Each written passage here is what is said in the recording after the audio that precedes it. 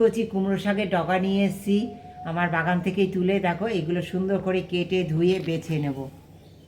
সঙ্গে থেকে দেখো কি রান্না করি আমি এটা দিয়ে। কুমড়ো শাকটা দারুণ স্বাদের হবে।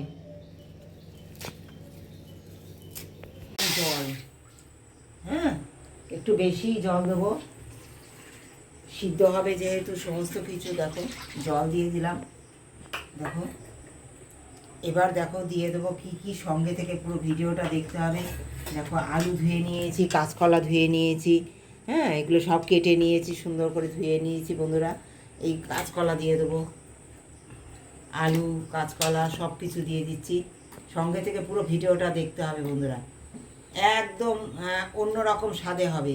কি জিনিস দেবো সেটা তোমাদের কাছে সিক্রেট, একটা দারুণ সুস্বাদু। অনেকেই হয়তো খেয়েছো, কেউ খাওনি। না খেয়ে থাকলে একবার এইভাবে এই বর্ষায় খেয়ে দেখতে হবে এই রেসিপিটা কুমড়ো শাকে।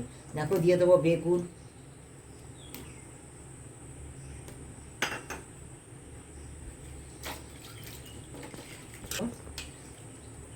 ডাঁটাগুলো দিয়ে দিচ্ছি।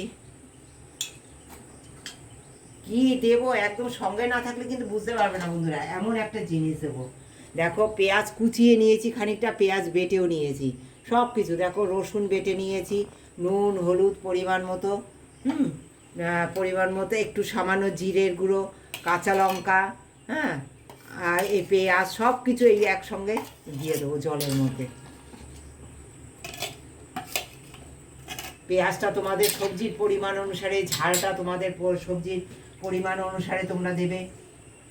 জলটা দিয়ে দিলাম বন্ধুরা, মশলাটা ধুয়ে দিয়ে দিলাম।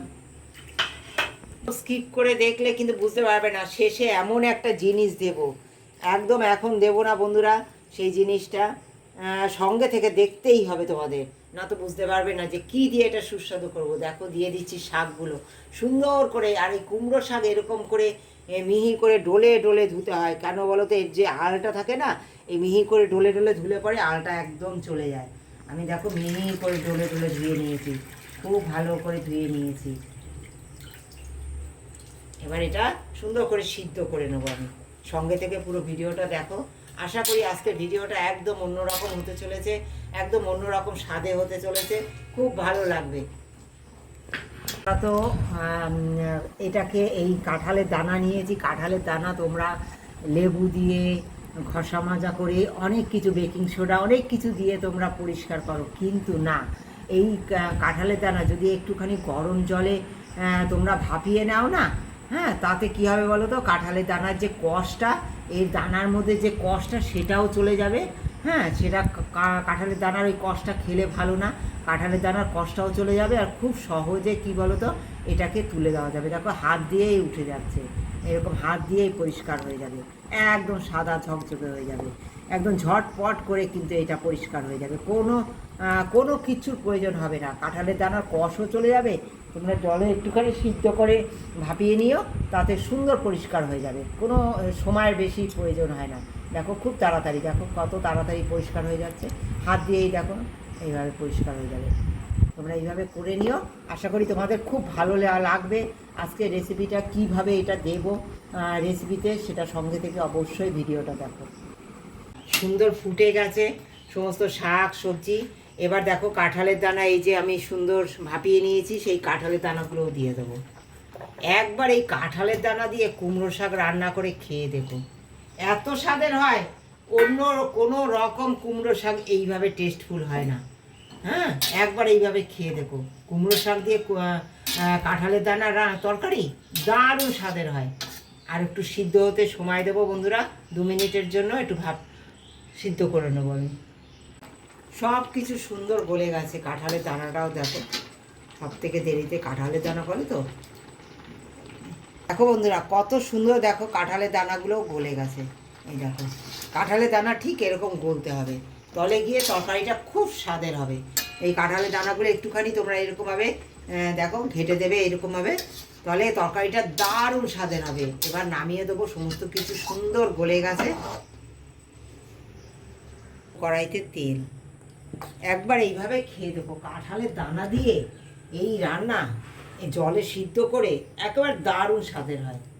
একবার খেয়ে দেখো, একদম কোনো মশলা দেখলে তোমরা কষালাম না, ভাজলাম না, হ্যাঁ, তোমরা অনেক সুস্বাদুভাবে রান্না করো, কিন্তু আমি এইভাবে রান্না করি, আশা করি তোমাদের খুব ভালো লাগবে খেলে পরে। আমার বাড়িতে সবাই খুব ভালো বলে। হ্যাঁ, তোমরা তো জানো আমাদের বাড়ির লোক একটু দূরে থাকে, বাড়িতে এসছে কাজ ছেড়ে, আর এখন এই রান্না আমি একদিন করেছি, খেয়ে বলে দারুণ হয়েছে। দেখো বন্ধুরা, এই লঙ্কা দিয়ে দিলাম একটা ফাটিয়ে,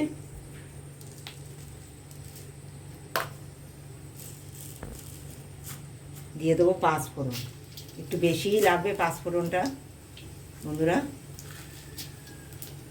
1 টিস্পুন মোটামুটি লাগবে। তোমাদের সবজির পরিমাণ অনুসারে তোমরা পাঁচফোড়নটা দেবে। পাঁচফোড়নের স্বাদ এতে অসাধারণ লাগবে এই রান্নায়। দেখো আমি কিন্তু চিনি দেবো না, তাই চিনির পরিবর্তে একটু মিশ্রির গুঁড়ো দিয়ে দিচ্ছি আমি। শাক তো একটু চিনি, মিশ্রি গুঁড়ো বা চিনি বা গুড় যে যেটা খেতে ভালোবাসো সেটাই দিয়ে দেবে। দেখো সুন্দর গন্ধ বেরিয়ে গেছে, শাকগুলো দিয়ে দেবো।